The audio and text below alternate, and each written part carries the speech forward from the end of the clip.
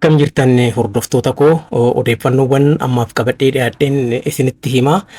Odeeffannoon duraa dhimma daawwannaa muummicha ministeeraa Dr. Abiy Ahmed Affaaritti taasisan irratti kan xiyyeeffatedha.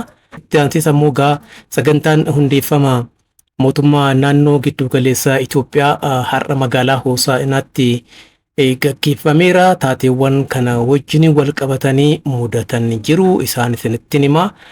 Gara xumuraatti ammoo waa'ee qorannoo raawwii hojii paartii badhaadhinaa fi mootummaa naannoo Oromiyaa akkasumas mudannoowwan waltajjii kanarratti mul'atan xumura irratti ammoo sirni awwaalchaa obbo Baqqalee Mul'ataa har'a raawwatamuu isaan isinitti hima. Wal duraa duubaan kan isin dhiyeessu ta'a. Hanga xumuraatti akka waliin turtaniif kabajaan isin gaafadha.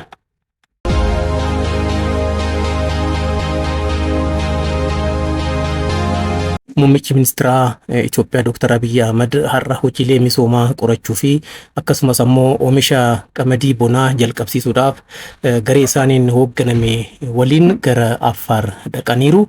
Aanaa Dubtiitti hawaasni lafa hektaara 8,000 irratti qamadii bonee oomishuudhaaf qophaa'ee akka jirus mirkanaa'eera.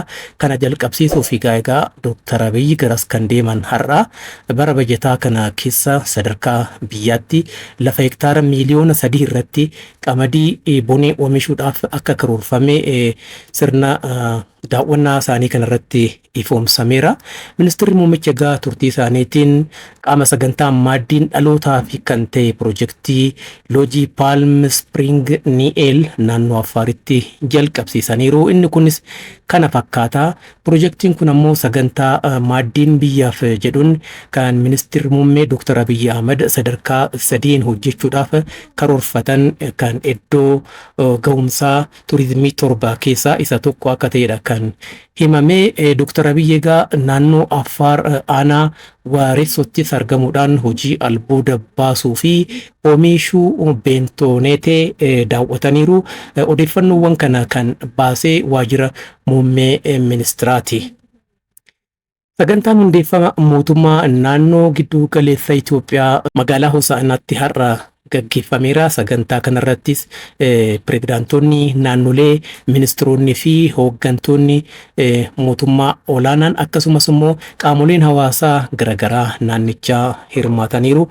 Sirna ifatti jalqabuu mootummaa naannoo giddu galeessaa Itoophiyaa ilaalchisuudhaan egaa uummata naannichaa gidduutti argamu kiyyaan gammachuun guddaan natti dhaga'ameera jedhaniiru pirezidaantiin mootummaa naannoo Oromiyaa obbo Shimallis Abdiisaa. Carraa kanaan hundeeffamni naannoo giddu galeessaa Itoophiyaa agarsiiftuu hojiirra oolmaa sirna federaalizimii dhugaa waan ta'eef uummata hojjettootaa fi hooggantoota naannichaatiin baga gammaddan jechuun barbaada jedhaniiru. Haasawaa dhageessisaniin obbo Shimallis sirna kanarratti mootummaan naannoo Oromiyaa deeggarsa sochii misoomaa uummata naannichaa onnachiisu taasiseetiin jira.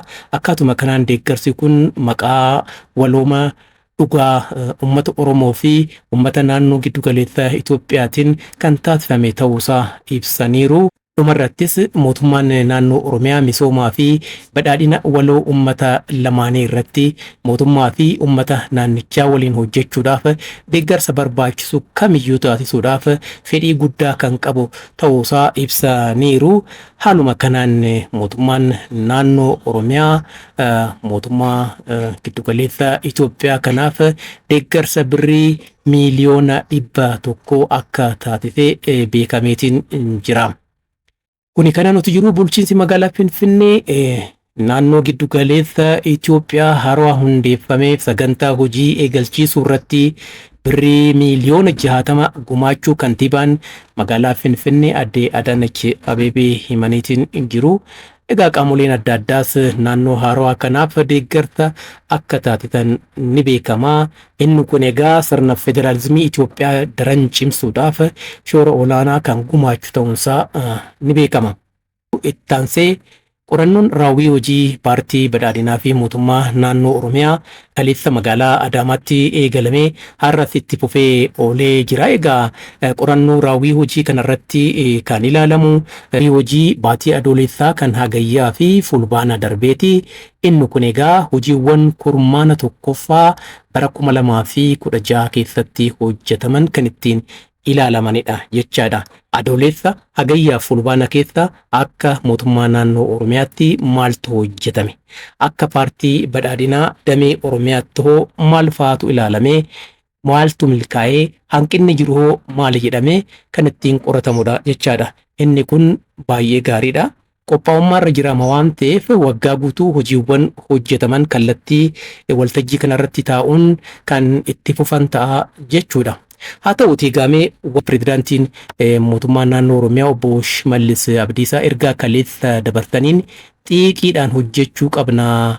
Maal hojjennee maaliin hojjennee hanqinni jiru maalii gadi qabnee qorachuu qabna jechuudhaan hirmaattota waltajjichaa hubachiisaniitiin jiru. Egaa oduu kun jedhamaa jiru namichi amma daawwattan kun haala kanaan waltajjii irratti muguunsaa maaliif waan kana gingilchuun barbaachisaadha jedhee waan yaadeefi egaa dhimma gingilchuu kana sirriitti kan danda'u Habtaamuu Lamuuti. Habtaamuu Lamuu waan kana argee oduu sirriitti gingilchee baay'een gammada. Anillee akkasaatti gingilchuu hin danda'u. Namichi kun waltajjii irra taa'ee maaliif akkanatti muga? Yeroon hirribaa beekamaadha. Yeroo hirribaatti rafee boqonnaa fudhachuu qaba ture. Garuu waltajjii irra taa'ee haala kanaan muguun maal jechuudha? Oromiyaan hooggansa muguun milkaa'uu hin dandeessu. Gaa wanni akkanaa kun sirraa'uu qaba.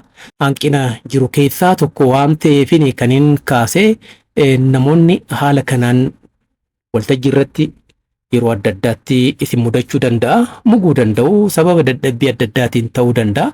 Garuu immoo dhimmi ijoon waltajjiiwwan akkanaa irratti ka'uu namoota akkanaa kana darbuu danda'a.